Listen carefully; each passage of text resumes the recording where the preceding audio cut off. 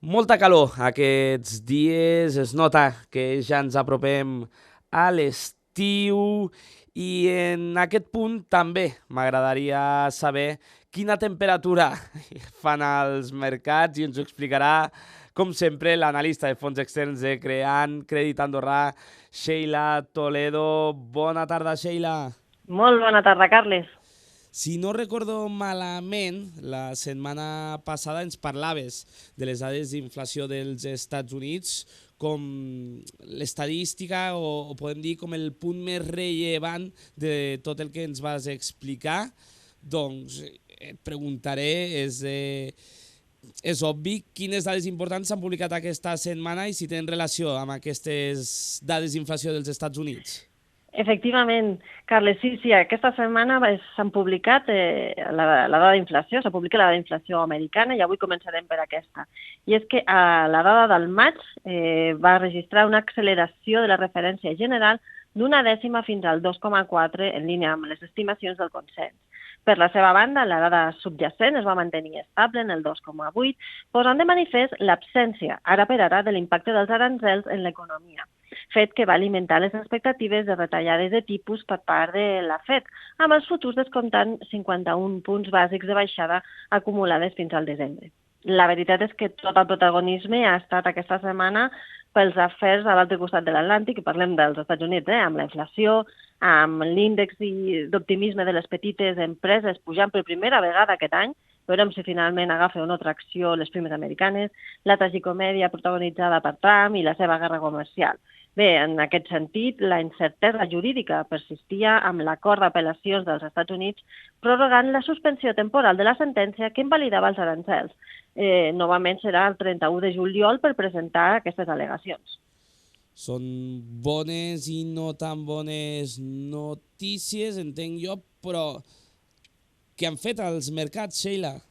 Doncs hi ha hagut molta disparitat als mercats i mentre l'acord comercial entre els Estats Units i la Xina anunciat com a tancat, encara que no coneixem els detalls ni la confirmació oficial per part de Pequín, impulsaven els mercats emergents amb alces de l'1%, en els països desenvolupats, la intensificació de les tensions a l'Orient Mitjà, després de l'atac israelià sobre desenes d'objectius militars i instal·lacions nuclears iranianes ahir, i l'esperada resposta de Teheran contra els interessos israelians, però també nord-americans, va provocar o està provocant un flight to quality, és a dir, una fugida del risc cap als actius de qualitat i, per tant, portant a retrocessos als índexs a ambos costats de l'Atlàntic, entorn l'1% ara per ara. Per sectors s'observa un millor comportament relatiu dels sectors defensius, serien utilities, salut, per exemple, i el sector energètic l'estaria liderant els beneficis després de que el preu del petroli es recuperés amb força amb el Brent registrant la pujada diària més important en tot el que portem d'any, no? Que es situaria ja a nivells de $76 al barril, el que seria un 11% de creixement a la setmana, doncs això, impulsat pel creixement i la inquietud geopolítica de l'Orient Mitjà. Per la part de la renda fixa, veiem descensos de les corbes per sobre dels 15 punts bàsics, amb el 10 anys alemany per sota del 2,45, el tresorer americà en nivells del 4,33, degut per una part, per lo que deien, les previsions de retallades de tipus als Estats Units i també per la recerca del refugi per part dels inversors. I per últim, i efecte d'aquestes tensions, el dòlar, l'índex del dòlar continuava caient per sota dels 97,8 per assolir els nivells més baixos des del 2022, com dèiem, degut a aquestes tensions comercials i les tensions a l'Orient Mitjà.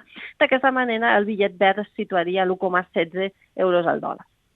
En un dia que ens hem aixecat coneixent tota la informació d'aquests atacs d'Israel contra Iran, contra els voltants de la capital de Teheran, i això afecta, per suposat, també a tot el que té a veure amb els mercats financers i esperem que passarà també amb aquesta escalada en aquest, Sheila, en aquest sector de l'Orient Mitjà.